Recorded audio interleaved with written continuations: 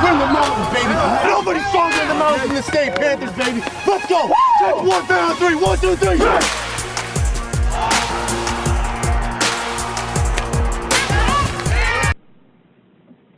When you are little, part of growing up is building yourself an identity, asking yourself the question, who am I?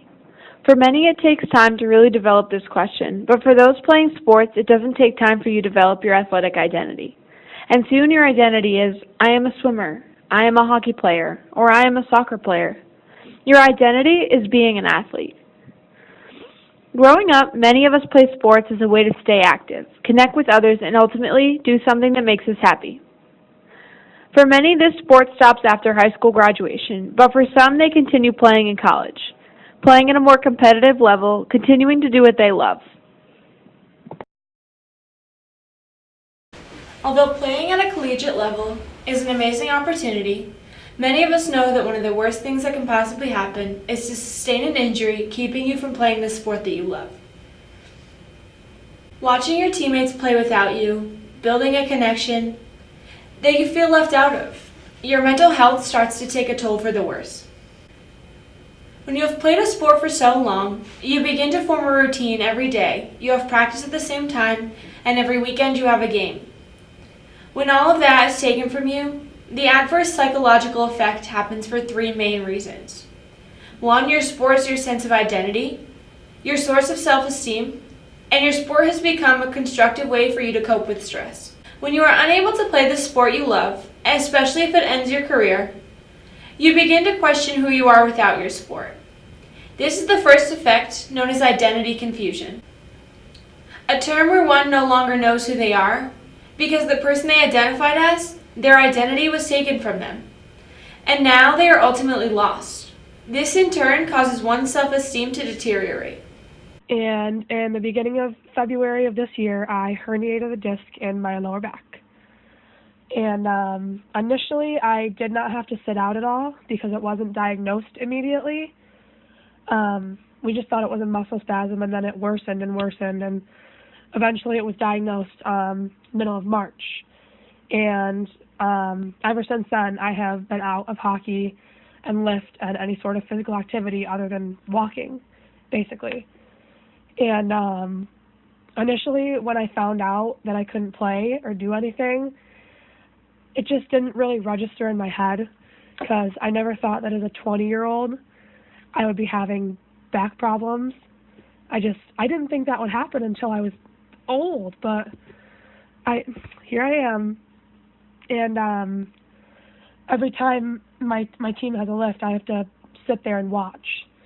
And I'm unable to do everything because almost every single exercise involves core stabilization and using the back muscles, and that causes a ton of pain. So I can't do anything. So I kind of feel like an outcast on my team because I don't really have contact with anybody because I'm unable to be there and to do the things that they're doing. And it's really frustrating. And it sucks because lifting has been one of my favorite things ever, and now I'm not even able to do that. And I've had a lot of people, tell me that I'm just making up my back issues because I want to get out of doing the lifts, or I want to get out of doing certain things and going to practice, and that my back probably isn't as bad as I'm making it out to be, which is dumb because that's obviously not true. I wouldn't make any of it up, but I don't think people realize that. And I think that being out for this long has been a little weird. Being out, I've been out for a month and a half, and this is the longest that I've gone without playing hockey ever since I started. And it just kind of felt surreal at first. I didn't really register the fact that I wasn't able to play. And I still get days that I get really upset and I cry. I cry about everything. Sports are something that, regardless of how hard workouts may seem sometimes, it's something you do because you love. When that is taken away, you feel lost, and instead of practicing, you are stuck doing rehab, watching your teammates do something that just yesterday you were doing. You feel frustrated and guilty, and instead of going home feeling good about the workout, You lay in bed depressed, crying, because part of who you are was taken and you don't know who you are anymore. I didn't even want to have to live. It was really hard. You didn't want to live.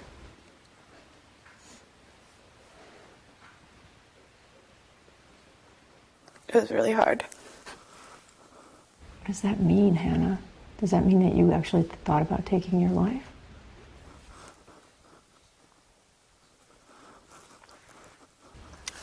I just didn't know how I was going to live through the rest of what I was going through.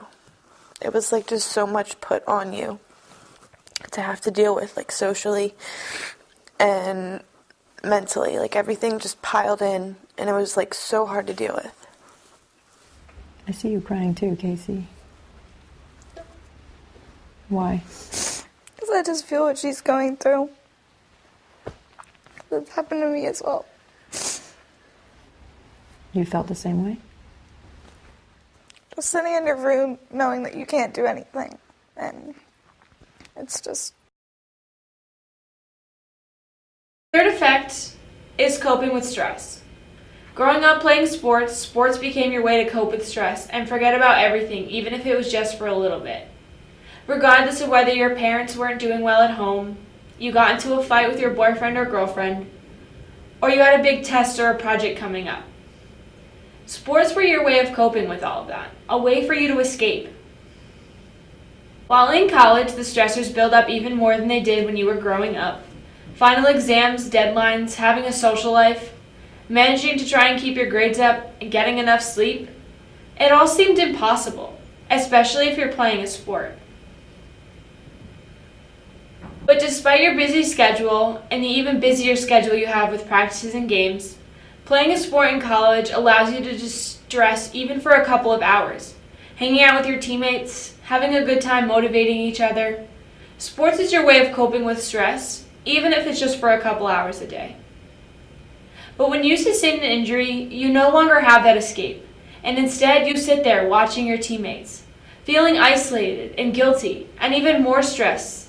And the people you once had that helped you de-stress your life and make you happy were now the people that were making you more stressed and upset, and they were doing it without even noticing it. The hardest parts about sustaining an injury is the idea that no one understands what you are going through. Not coaches, not teammates, not even athletic trainers. No one understands your physical and emotional pain like you do.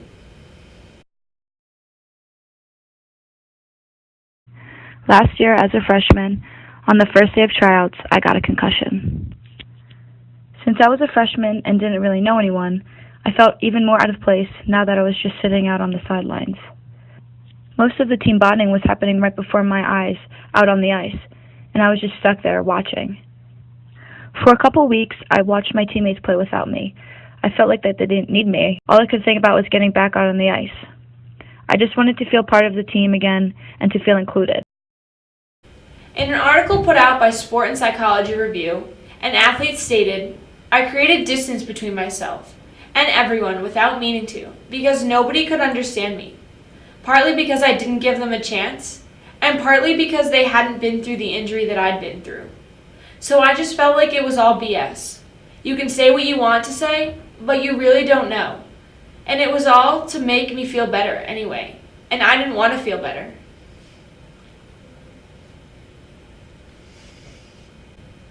A lot of athletes feel the way this one did. They begin to isolate themselves, not necessarily because they want to, but because no one understands what they're going through. And they would rather be by themselves than be around people who just don't understand. In that same article, another athlete stated, I didn't like anybody because I didn't like me. And I didn't want anyone to try and like me because I didn't like me.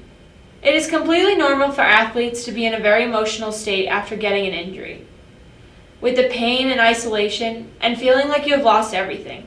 Oftentimes, most people don't notice the athlete's change in behavior, whether that be because they're happy and act happy around others, or because they simply just don't pay attention.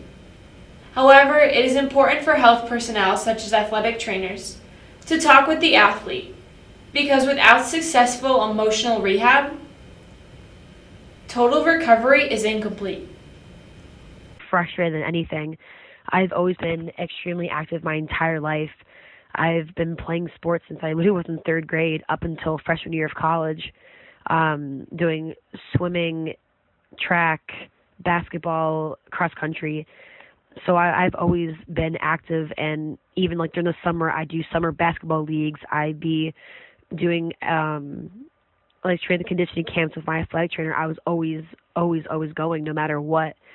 And to at that point where I went from being on top of my A game, doing everything I could, to literally sitting there doing absolutely nothing, just waiting against the clock at that point, I felt extremely frustrated. I felt helpless. I couldn't do anything but wait and hope for the best outcome in the end.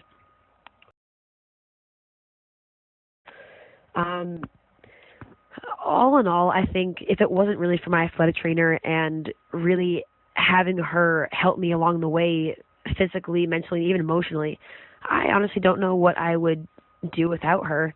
Understanding the impact injury has on physical, mental, and even social health is vital to understanding the athlete's world and is key to an effective recovery and transition back to the playing field.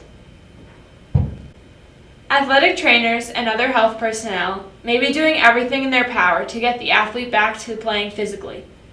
But if the athlete is mentally and emotionally broken, the recovery process takes longer and is unsuccessful. Therefore, it is crucial for those working with athletes in their recovery to ensure they are aware of these effects.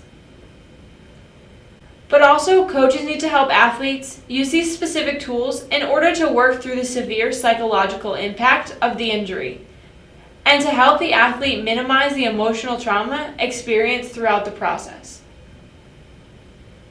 If athletes feel that people are not on their side, telling them that they are faking it, and feel as if they are still part of the team, then it makes the recovery process a lot easier. All in all, injuries take a huge mental toll on athletes.